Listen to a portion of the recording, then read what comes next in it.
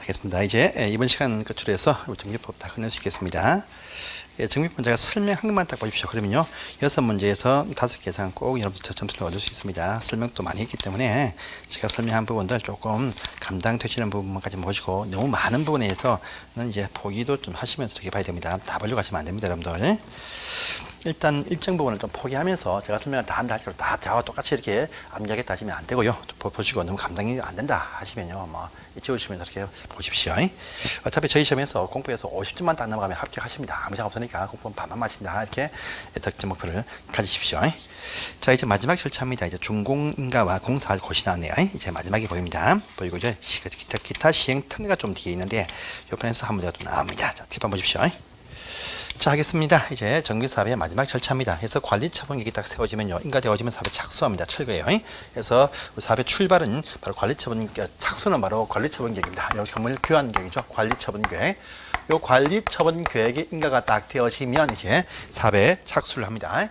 인가되어지면 이제 사업에 착수를 합니다. 그럼 건물 철거한다 얘기입니다. 착수한다는 것은 낡은 건물 철거한다 이 말입니다. 그래서 공사를 막 했습니다. 해가지고 이제 완성이 딱 되었네요. 끝이 났습니다. 끝이 났다 하면요 이제 준공검사 받는다 표현이 이 부분요 준공인가 받는다 이렇게 표현합니다.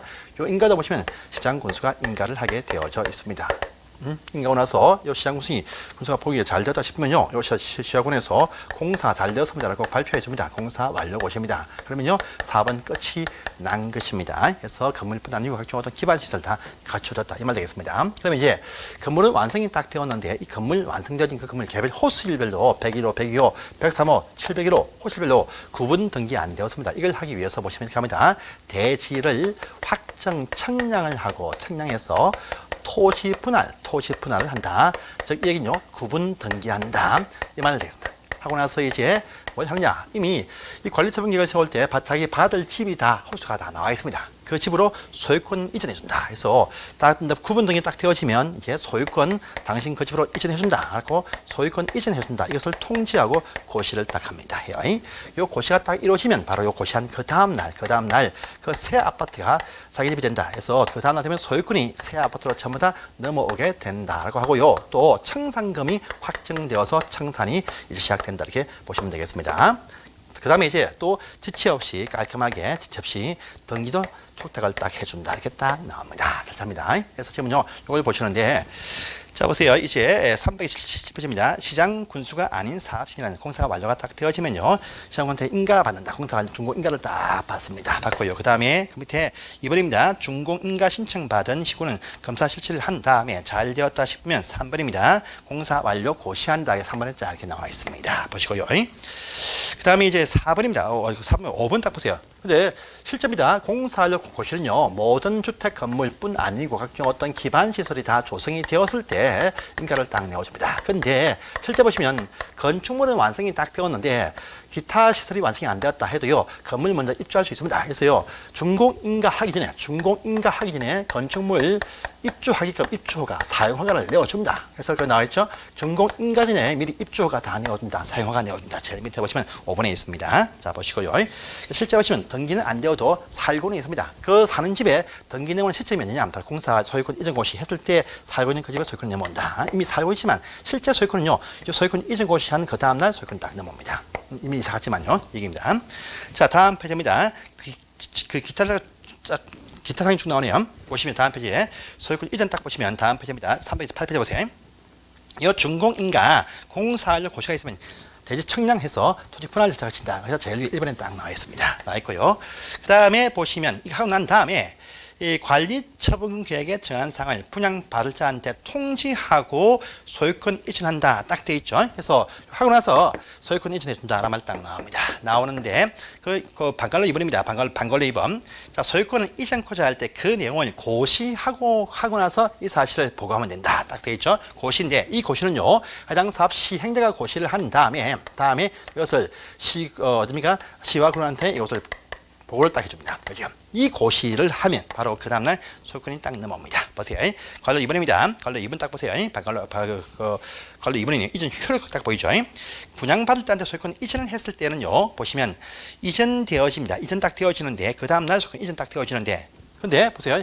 이전 되어질 때 보시면 종전에 있던 건물에 있던 모든 권리가 다 같이 딱 있는 종전 토지나 건물에 붙어 있는 각종 어떤 저당권, 압류, 가압류 붙은 채로 옮겨온다는 말이 관로 2번에 있습니다. 보시고요. 그 다음에 또 깔끔하게 등기 속도가 딱 해준다. 요 사이는요, 타 등기는 일체 할 수가 없다는 부분도 딱 보이네요.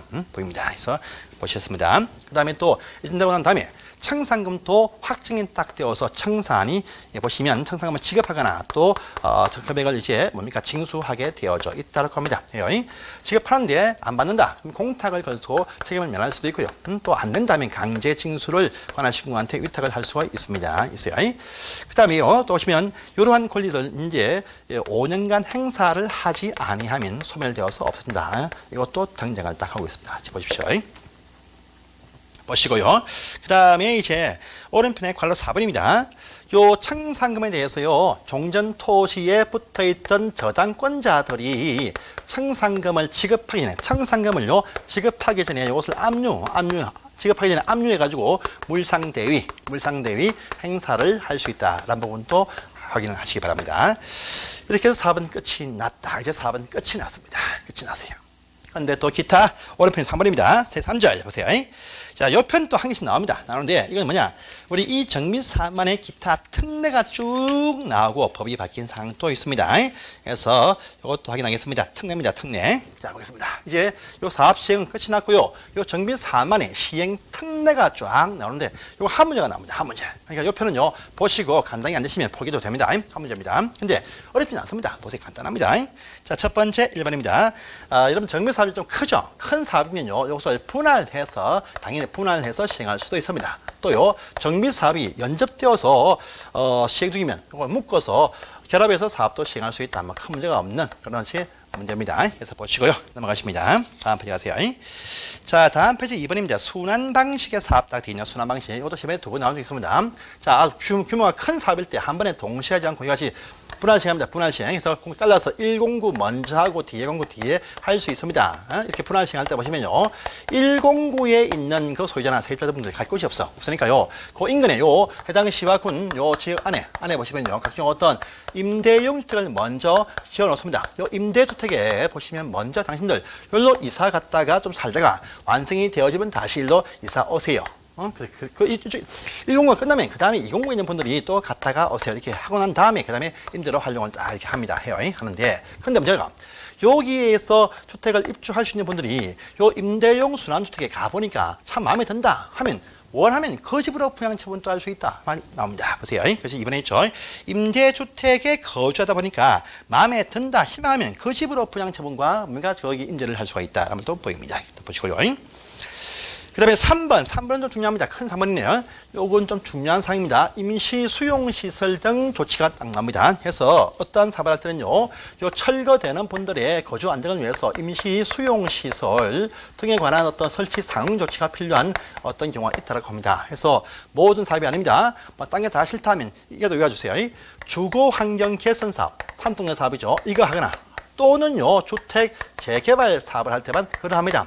여기 거주하는 분들의 주거 안정을 위해서요, 요 사업장 인근에 보니까요, 인근에 국가가 보유한 토지나 건물이 딱 보이네요. 지방이 보유한 토지나 건물이 딱 보입니다. 또요, 공공단체가 보유한 토지나 건물이 딱 보이면 또 개인이 보유한 토지나 건물이 보이는데 이것이 현재 사용 방법이 확정이 안 되어 있다고 합니다. 할 때 좀 쓰자 이렇게 여기서 임시 수용 시설 등을 설치하기 위해서 요 토지나 건물에서 강제 일시 사용을 할 수 있게 요구할 수가 있습니다. 있어요. 이때입니다. 이때요. 국가나 지방은요, 그 사용 방법이 확정되어져 있는 경우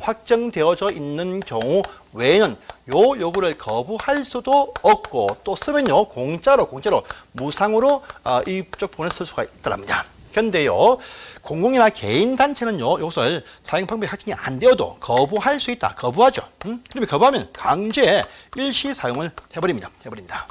대신 요 사용에 따르는 각종 어떤 보상금, 손실 보상은 지급을 하게 되어져 있다고 합니다. 돼 있어요. 자, 이제 사업이 끝이 났다. 다 이사 갑니다. 갔으니까 다시 끝이 나면 3개월 안에 원상 회복, 원상 복구 조치를 하게 돼 있다. 이렇게 딱 돼 있죠. 30일 안에 원상 복구한다. 이렇게 해서 딱 정리하시면 되겠습니다. 그래서 요 사업의 종류, 요 두 가지입니다. 두 가지. 그걸 딱 해주세요. 국가 등은 거부할 수 없고, 또 요 공짜로 쓴다. 확정되어진 쓰임새가 없으면 거부할 수 없습니다. 이것만 딱 이해하십시오. 자, 보시고요. 오른편 4번 중요합니다. 4번 요령. 자, 임시상가. 임시상가 설치할 수 있다. 나오죠. 상가 사업 뭡니까? 도시환경 정비 사업일 때 한해서 보시면요. 상가 세입자들의 생활 안정을 위해서 구역 안팎에 임시상가 딱 지어서 장사하게 해줄 수 있다. 그래서 도시환경 정비 사업만 그러합니다. 이것만 아시면 됩니다. 넘어가시고요. 다음에 4번입니다. 이 사업도 공익사업이니까 모든 사업자한테 강제 수용, 강제 사용권을 줍니다. 줘요. 해당 구역 내에서 모든 토지를 안 팔고 버티면 강제 수용할 수 있습니다. 요 수용권의 발생 시기 뭡니까? 공익사업인증이죠. 공익사업인증. 요 사업 인정되는 요 시점이 언제냐 하면요. 요 시점은요. 바로 이 사업은 정비사업의 시행 인가고시가 있을 때 공익사업권이 발생이 된다. 이것만 아시면 되겠습니다. 넘어가시고요. 다음에 5번도 중요합니다. 5번 발표하세요. 용적률 혜택을 준다랍니다. 이건 뭐냐면 얘기입니다. 보시면요. 자, 이 사업할 때 각종 어떤 세입자에 대한 권리 보호 조치를 해야 됩니다. 보호 조치. 요건요. 우리 법률에 다 나와 있습니다. 있어. 그런데 법적인 보호는 반드시 해야 됩니다. 그런데 법에 있는 요 보호 조치 범위를 벗어난 더 많이 보호를 할 수 있어요. 여러분들 상가 세입자 권리금 이 보호 안 해줍니다. 안 해줘. 그런데 이와 같이 권리금 등 법에 없는 법정 보상 말고 기타 더 많이 주면 비례하여서 해당 지역의 용적률을요 100분의 125%까지 완화할 수 있게 해준다 해서요. 이건요 용산 참사 났던 그 사건 때문에 발생한 특별한 어떤 조항입니다. 그래서 125%입니다. 요거 기억하시고요. 자, 다음 페이지입니다. 다음 페이지에 보시면요. 주택 재건축 등 할 때 용적률 완화에 따른 소형 주택 건설 공비라는 말로 보입니다. 이것도 좀 중요한 사항입니다. 자, 이것도 사업이 모든 사업이 아닙니다. 잘 보세요. 그 사업의 구분이 딱 되어 있습니다. 그래서 주택 재건축과요. 주택 재개발 할 때만 그러합니다. 그래요. 이 두 사업 할 때 보시면 용적률을요 좀 더 많이 완화해 줍니다. 해줘요. 완화되어서 추가로 더 건설되어진 면적이 있습니다. 이 면적 가운데 일부입니다. 일부를 60제곱미터 이하 소형주택을 건설해가지고 이것을 어디에 인수해가지고요. 인수한 자가 이제 그것을 임대용으로 쓰겠다라는 의미가 포함이 딱 되어져 있습니다. 또 이렇게 이때 보시면 이 완화받는 요 면적인데 일부 비율이 무엇이냐가 중요해요. 해서 보시면요. 보세요. 자, 먼저 그 밑에 두 번째 박스를 보세요. 큰 박스 보이죠? 기역, 니은, 티그리얼. 자, 과밀 억제권역 서울시 등 안에서 시행하는 주택 재건축 사업과요. 주택 재개발 사업을 나누고요. 또 과밀 억제권역이 아닌 곳에서 이것이 아닌데 해당 시도 조례에서 정한 지역 안에서 이루어지는 주택 재건축 사업과 재개발 구분 딱 합니다. 구분 딱 해가지고 그 비율이 딱 나오죠. 보시면요. 재건축 과밀억제 안에서는 보시면 이렇죠. 30%에서 50% 범위 내에서 결정한다. 이쪽은요. 50에서 75%다. 딱 되어 있죠. 다음 지방시도 조례에서는요. 재건축은 50% 내에서. 그 다음에요. 재개발도 75% 내에서 결정은 딱 합니다. 이렇게 해서 요 범위 안에서 결정되어진 것을 60 이하 소형으로 건설해서 어디 넘겨줘야 됩니다. 줘야 돼요. 근데요. 요거 딱 지을 때 보시면 단지 안에서 다 분양주택, 이쁜 주택인데 옆에다 별개동을 딱 지어 놓으면 뭔가 위축감이 느껴집니다. 그래서 이렇게 하지 말고, 요 인수용은요, 보시면 전체 대상 주택 가운데에서 공개 추첨을 통해서 인수용 집을 선정할 것이며, 또 집을 지었죠. 공짜 아닙니다. 여기에 대한 건축비는 지급을 해준다라고 봅니다. 해줘. 대신요, 요 건물이 깔고 있는 지분권, 부속 토지, 이것은요 기부 체납식으로 정리한다 이렇게 딱 되어 있습니다. 여기까지 해서 요 비율은 꼭 외워두십시오. 이것입니다. 그 다음에 7번입니다. 7번도 중요하죠. 자, 매도 청구권이 발생이 된다라고 합니다. 요거 이렇습니다. 첫 번째입니다. 우리가 배웠습니다. 주택 재건축하고요. 가로주택 정비사업. 요건요 동의한 자만 조합은 된다. 그랬습니다. 그러면요 반대하신 분들한테 매도 청구할 수 있다. 이미 배웠은 적이 있습니다. 이거고요. 다음에 두 번째입니다. 주택 재건축. 재건축할 때 보시면 그 단지 안에서요. 단지 안에서 건물 소유권과 요 지분권, 토지입니다. 부속 토지. 요거를 분리해서 소유하고 있는 자한테는요. 매도 청구할 수가 있다. 이것만 아시면 되겠습니다. 보시고요. 그 다음에 8번이요. 8번 또 이제 근래에 조금씩 쟁점이 되는 파트입니다. 8번 잘 보세요. 주택 재건축할 때의 동의 비율입니다. 주택 재건축할 때, 주업 설립할 때 동의 비율. 그러니까 배우셨죠, 여러분들? 보시면 단지 전체에서는요. 전체에서의 동의 비율은 구분 소유자 4분의 3과 그들 면적의 4분의 3이었습니다. 그런데 개별 각동별로 보니까 과반수의 동의다. 이렇게 했습니다. 그래서요. 단지 전체에 보시면 몇 개의 동의가 있습니다. 있는데 전체에서의 이 동의는 다 참가했습니다. 그런데 한 개의 동의 지금 반대를 딱 하고 있습니다. 그럼 조합 설립 안 됩니다. 안 돼서 못합니다. 여러분들 서울에 한강이 딱 보죠. 한강이 보이는 쪽과 뒤편은요. 그 차이가 많이 납니다. 그러니까 한강 보이는 이쪽 분들이 좋다. 새 아파트 지으면 우리한테 한강 보이는 쪽을 달라 이렇게 요구합니다. 그럼 뒤가 반대를 해요. 그래서 건물 배분할 때 위치를 안 봅니다. 안 봐. 그러니까 반대동이 딱 나옵니다. 사업을 못합니다. 그러니까 사업이 필요하다 하면 반대하는 동을요. 강제 토지를 분할을 해버리고 나머지만 가지고 사업을 하게 해준다. 이 의미입니다. 그래서요. 요 동의 요건을 충족하기 위해서요. 반대하는 동한테 분할할 수가 있습니다. 있어. 항상 그 전에 미리 협의합니다. 하는데 협의가 안 되었어요. 안 되었다랍니다. 안 되었다. 그러면요. 요 강제 분할 청구는요. 법원한테 청구할 수가 있다가 나옵니다. 또요, 청구만 되어지면 확정이 안 되어도 이 부분 빼버리고 나머지만 가지고 사업 시행인가와 조합 설립인가 내어줄 수가 있다. 하는 겁니다. 법원에 청구한다. 얘기입니다. 바로 이 말이 여기에 포함이 되어 있습니다. 그래서 넘어가시고요. 다음 페이지입니다. 9번 딱 보세요. 9번에 또 법이 바뀐 사항이 있습니다. 9번은 법이 또 바뀌었어요. 산동네 사업입니다. 주간 개선 사업이에요. 산동네, 달동네. 자, 주간 개선 사업할 때 시행 특례를 줍니다. 보세요. 주간 개선, 산동네 개선 사업을 합니다. 개선 사업이에요. 이 개선 사업할 때 시행 특례를 줍니다. 여기에 첫 번째입니다. 입주하는 분들이 돈이 많이 없습니다. 이분들 국민주택 채권, 요 채권의 매입 의무를 면제를 해준다가 딱 나옵니다. 여러분들, 이쪽은 전부 다 산동네입니다. 토지 용도가 뭐냐? 대부분 다 뭐 자연 녹지 이런 쪽이 많이 포함이 딱 되어 있습니다. 포함되어 있죠. 그러면요, 아파트를 지을 수가 없습니다. 아파트는요, 5층 이상이 나와야 돼. 그런데요, 이쪽은 4층 이하 청수 제한 받습니다. 지을 수가 없습니다. 그래서 요 장소의 용도 지역에 변경 효과를 준다라고 합니다. 아파트 부지로 바꿔준다 합니다. 이것이 이제 바뀌었어요. 지금 책에 보시면 박스 안에 1, 2, 3번 딱 나와 있죠. 1, 2, 3번 밑에 1, 2, 3번 그 위에 본문 1번 보시면은 자 2종, 3종 일반 주거 이것이 바뀌었습니다. 바뀌었어요. 자, 바뀐 사항들은요. 저 프린트 첨부가 되어집니다. 저 카페에 봐도 있습니다. 첫 번째입니다. 여러분들 사업 시행 방식이죠. 요 사업의 시행 방식 보시면 됐죠. 스스로 개선 방식도 있고요. 또 뭐 있습니까? 두 번째 보시면요.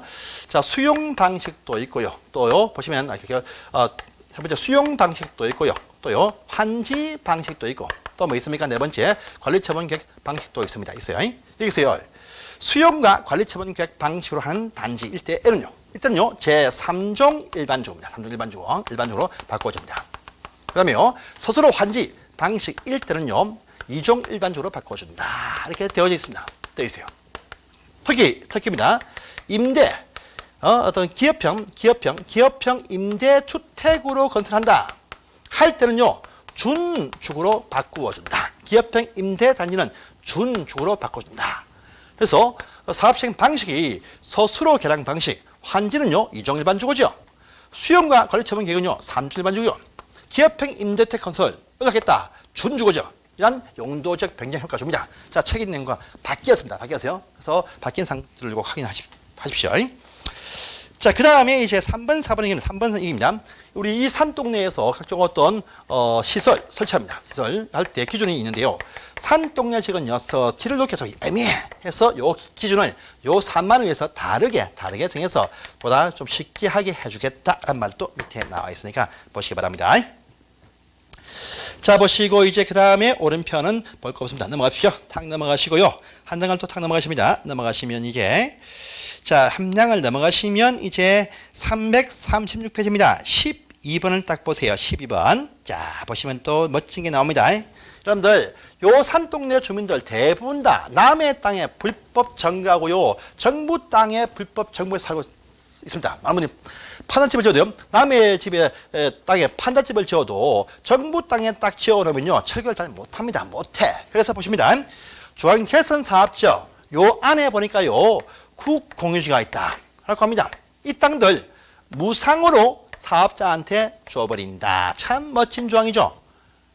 산동네도요, 오래 버티면요, 그 땅들이 자기 땅이 된다는 말입니다. 이 땅 맞죠? 1번에 있습니다. 멋진 말이죠. 그래서 이 부분도 있습니다. 해서 이렇게 딱 보십시오. 이까지가 정비사법이었습니다. 법이었고요. 기타 오른편의 보칙들은요, 여러분들 보시면 안 됩니다. 넘어가시고요. 한 장을 탁 넘어가십니다. 339페이지에 이제 제3관에 정비사업 전문관리 업자 있죠. 여러분 정비사업을 도와주는 조합 DA는 바로 배우 단체입니다. 단체인데 각종 철거부터 해가지고 용역도 많이 있습니다. 깡패 있다는 보면 됩니다. 근데 이들이 도와줍니다. 실제 도와주는데 하는 업무 내용은 볼 필요 없어요. 넘어가십니다. 한 장을 딱 넘어가시니까 340페이지에 이번에 업무 제한 나 있죠. 이 정비사업 전문관리 업자들이 할 수 있는 업무가 참 많지만요.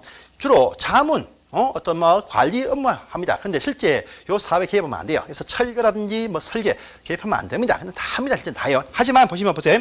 그럼 철거 못한다, 설계 못한다, 시공 못한다, 회계감사 못한다. 보이죠? 철거, 시공료, 또 회계감사, 또 뭐십니까?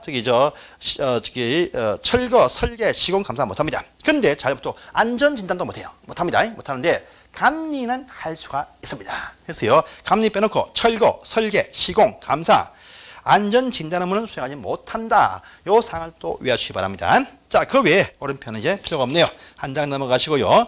두 장을 넘어가시고요. 세 개 딱 넘어가니까 법이 끝이 났습니다. 자, 이제 제4편 건축법이 남았습니다. 이제 요 이하 부분은 다음 시간에 보겠습니다. 감사합니다.